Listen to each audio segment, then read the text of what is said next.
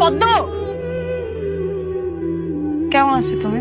ভালো কোথায় ছিলে এতদিন? ছিলাম। সেই যে গেলে আর দেখা নেই। তোমার হাজবেন্ডের সাথে সব মিটমাট হয়ে গেছে? হ্যাঁ, আপোষে ডিভোর্স হয়ে গেছে আমাদের। তুমি জানো আমি তোমাকে কত জায়গায় খুঁজেছি? তোমাদের ওই পুরান বাসায় গিয়েছিলাম। বাড়িওয়ালা বললো যে তুমি 4 মাসের ভাড়া না দিয়ে চলে গেছো। পরবর্তীতে আমি গিয়ে বাসা ভাড়াটা দিয়ে আসলাম। ঢাকা শহরে এমন কোনো জায়গা নেই যেখানে আমি তোমাকে খুঁজি নেই। আমি জানি কিভাবে জানো? কিছু মানুষ ঋণী থাকতে চায় না, তাই কোনো না কোনো উপকার করে ঋণ পরিশোধ করতে চায়। ঋণ পরিশোধ করতে না পারলে হীনমন্যতায় ভোগে। তুমি এত ব্রুটাল কেন? মানুষের মধ্যে তো একটু ভালোবাসা, মায়া, মমতা কিছু তো থাকে। তুমি আসলে একটা সাইকো। তুমি চাও না আমি তোমার কাছে আসি, এই জন্য তুমি এসব করো। যাই হোক, তোমার সাথে কিছু কথা আছে, তুমি গাড়িতে উঠো। আসো, গাড়িতে উঠো। নাও চা খাও। ফ্রেশ হয়ে কাপড়গুলো পরে নাও। গায়ের কাপড়গুলো ওয়াশরুমে রেখে দিও, ধুয়ে ইস্ত্রি করে দেবো। তাড়াতাড়ি ফ্রেশ হয়ে নাও। ডিনারে কি খাবে আজ? নারকেল পোলাও, গরুর কারি, রূপচাঁদা ফ্রাই। কাকা, আজকে রান্নাটা যেন খুব ভালো হয়।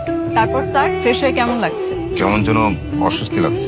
বলি দেওয়ার প্রাণীর মতো ফিল হচ্ছে। মনে হচ্ছে কোনো জল্লাদ ছুরিতে শান দিচ্ছে আর আমি প্রস্তুত হচ্ছি। একটু সৌজন্যতা প্রকাশ করলে কি ক্ষতি হয়ে যায় তোমার?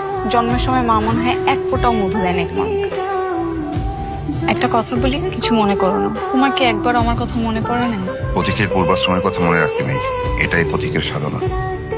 উদ্দেশ্যহীনের উদ্দেশ্যে যাত্রা আমাদের। পথিকের বুঝি গন্তব্য থাকে না? সবাই যদি পথিক হয়ে যায় তাহলে তো মানব সম্প্রদায় পৃথিবী থেকে বিলুপ্ত হয়ে যাবে। পথই পথিকের ঠিকানা, এছাড়া আর কোনো গন্তব্য নাই। সংসার করার জন্য তো অনেকে আছে, আমার মতো দু একজন থাকতেই কি আর না থাকতেই কি।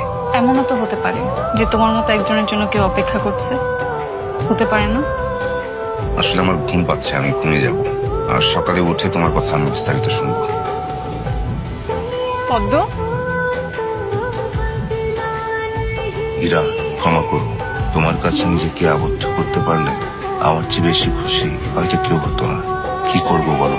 পথিকের পথই ঠিকানা, এর বাইরে কোনো গন্তব্য নেই। সংসার করার জন্য তো অনেকেই রয়েছে, আমার মতো 2-4 জন থাকলেই কি আর না থাকলেই কি।